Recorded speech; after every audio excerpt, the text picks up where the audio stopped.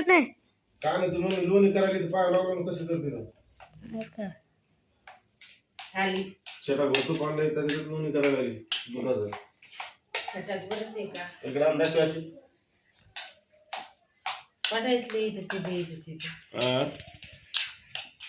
टाक पिली याच्यात पाणी जाऊ दे. लोणी दे तिला समजून मात्र चहा प्यायली गोड झालाय का गोड झाला बापा अद्रक टाकली आमची टक्की बघा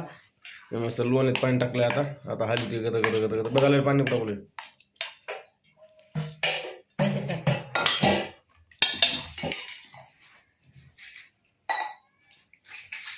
धुवून घ्यायला आलीत नाही का धुवून गेली